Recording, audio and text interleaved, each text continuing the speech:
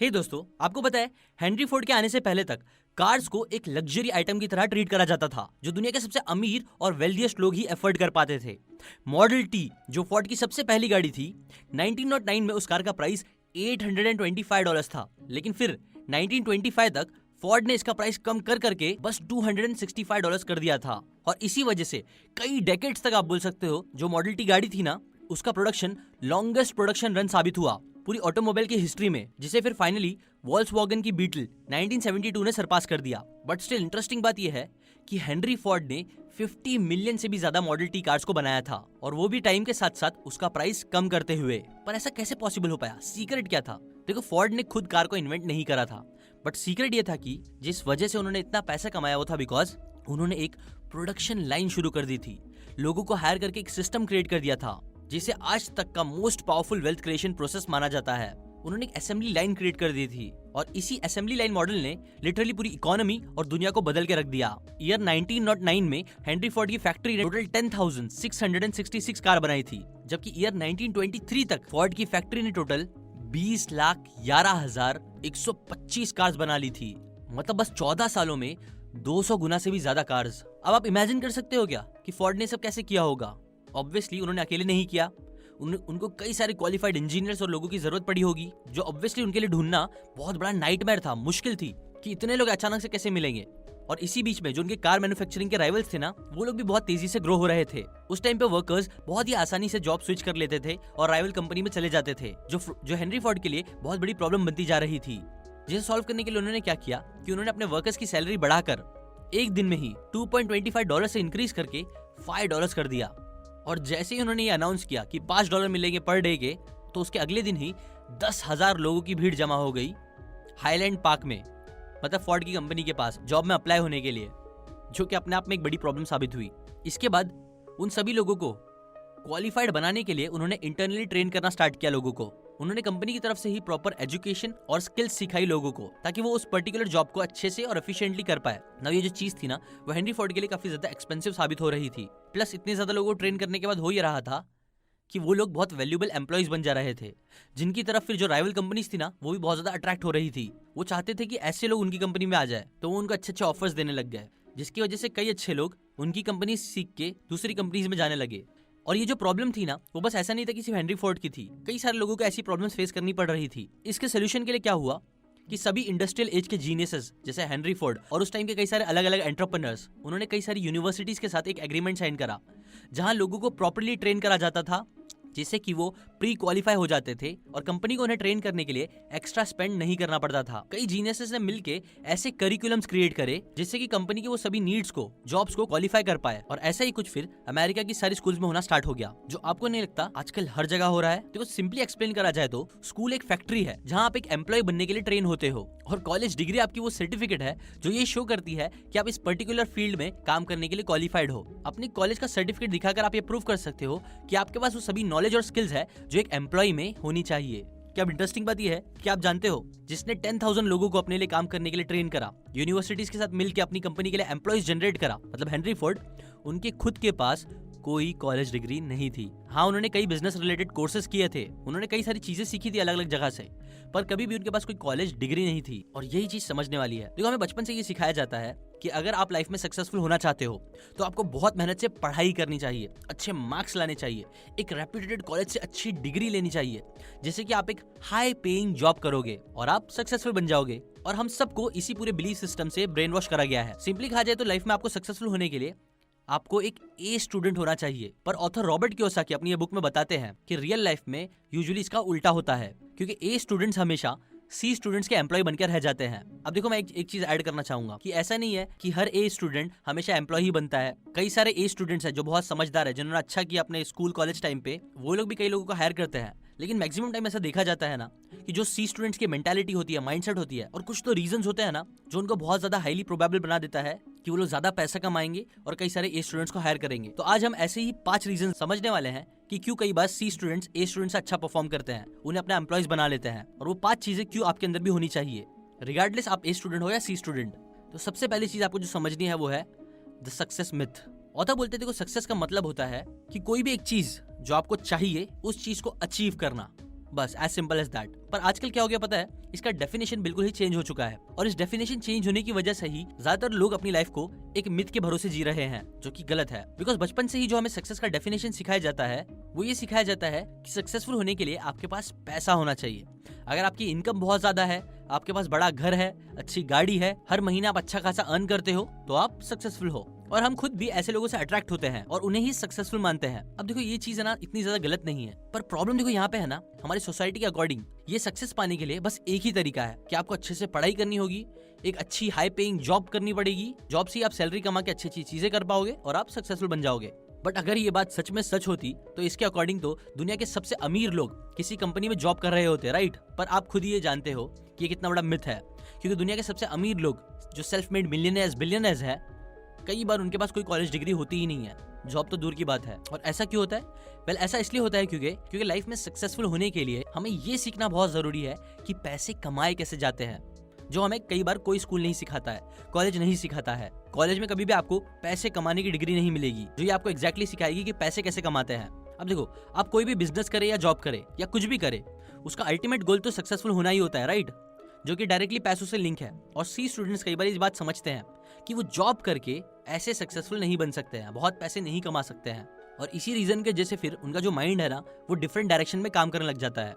वो नई नई अपॉर्चुनिटीज को ग्रैब करने की कोशिश करने लग जाते हैं। वहीं जो ए स्टूडेंट्स होते हैं वो क्या करते हैं कि वो एक सीधा रास्ता चुनते हैं, एजुकेशन सिस्टम को फॉलो करते हैं, जिसकी वजह से उनकी जो अपॉर्चुनिटीज है ना वो कम से कम होने लग जाती है। जबकि सी स्टूडेंट्स के पास अपॉर्चुनिटी बढ़ते ही जाती है, क्योंकि वो लोग सक्सेस के असली डेफिनेशन को समझते हैं। असली डेफिनेशन क्या है? रॉबर्ट कियोसाकी के हिसाब से सक्सेस मतलब कोई भी चीज जो आपको चाहिए उसके पीछे काम करना और उसको अचीव करना, एज सिंपल एज दैट। ना कि कोई एक डिग्री लेना या फिर कोई एक जॉब करना, जिसकी वजह से कई बार ए स्टूडेंट जो होता है ना वो लोग छोटी छोटी चीज़ों के बारे में ही सोचने लग जाते हैं कि एक अच्छी जॉब मिल जाए, थोड़ी अच्छी सैलरी मिल जाए, थोड़ा सा पे हाइक मिल जाए, बस बस बस। जबकि सी स्टूडेंट्स लोग कई अलग अलग बड़ी बड़ी अपॉर्चुनिटीज़ के बारे में सोचते हैं कि वो इतने सारे पैसे कैसे कमा सकते हैं, वो लाखों करोड़ों रुपए एक महीने में कैसे कमा सकते हैं। ऐसे ऐसे अमेजिंग चीज़ें वो सोचते हैं, जिसकी वजह से ही वो लोग कई बार उस चीज़ों को अट्रैक्ट भी कर पाते हैं और रियल सक्सेस अचीव भी कर लेते हैं। सेकंड लेसन जो आपको समझना है वो है discovering your place in the cash flow quadrant.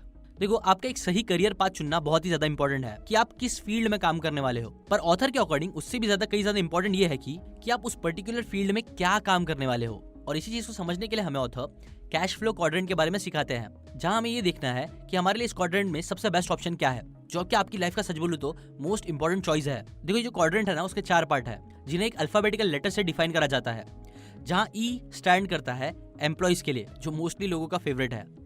S stand करता है सेल्फ एम्प्लॉयड के लिए, जो कमीशन और फी बेसिस पे काम करते हैं, जैसे कि डॉक्टर्स, लॉयर्स। पी रिप्रेजेंट करता है बड़े बिजनेस को, जहां आते हैं बड़े बड़े एंटरप्रेन्योर्स जैसे स्टीव जॉब्स, हेनरी फोर्ड, जो हजारों लोगों को हायर करते हैं।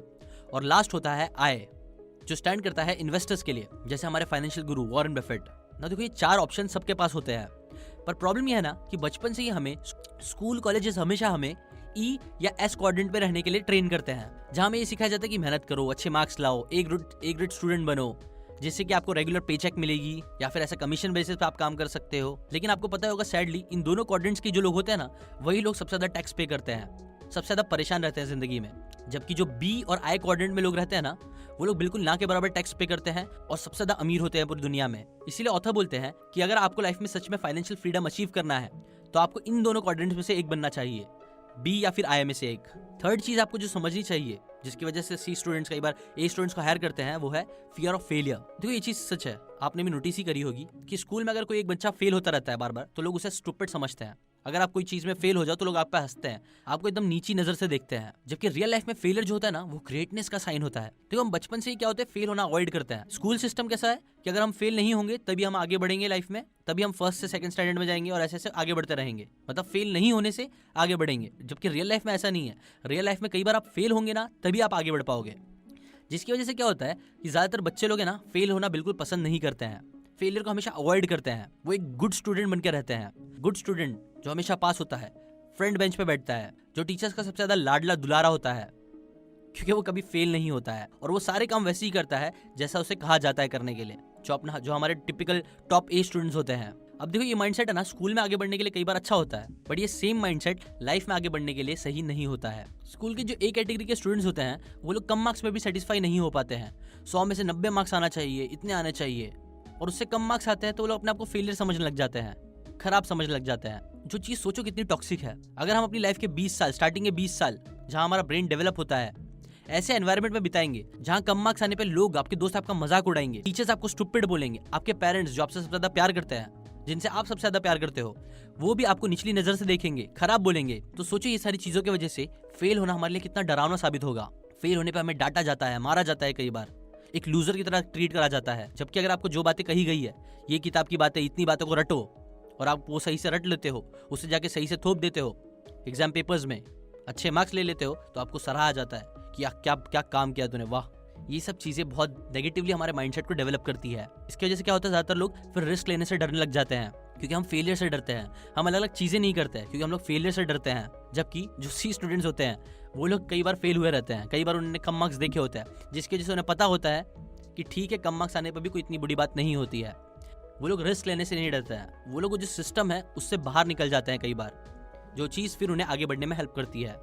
लेसन नंबर 4 है लैक ऑफ क्रिएटिविटी। देखो, दुनिया का जो सबसे पहला स्कूल था ना, वो प्लेटो ने 387 बीसी के टाइम पर एथेंस में फाउंड करा था, जिसका नाम रखा गया था द एकेडमी।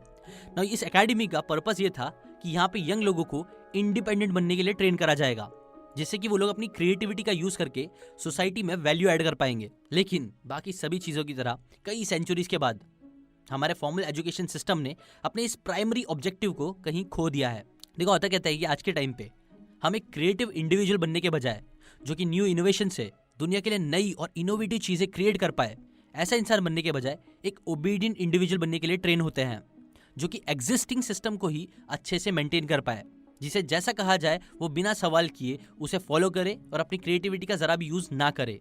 टेस्ट में आपने देखा होगा ना, टेस्ट में आपको कितनी भी चीजें आती हो, आपको कितनी भी नॉलेज हो, बट आपको मार्क्स बस उसी चीजों के लिए मिलेंगे जो क्वेश्चन पेपर पे आया है, जो आपके टीचर्स ने आपको लिखने के लिए कहा था, और वो भी आपको एक लिमिटेड टाइम में ही करना होगा, जितना टाइम आपको दिया गया है। जो भी चीजें हम आज फॉलो कर रहे हैं, रूल्स है, जो भी कस्टम्स है, हर एक चीज जो है ना, वो किसी ना किसी ने कभी ना कभी इन्वेंट करी थी अपनी क्रिएटिविटी का यूज करके। और सच तो ये कि हम उनके बिलीव्स को चैलेंज कर सकते हैं, उन्हें मॉडिफाई कर सकते हैं और बेटर बना सकते हैं। इसे ही क्रिएटिविटी बोलते हैं।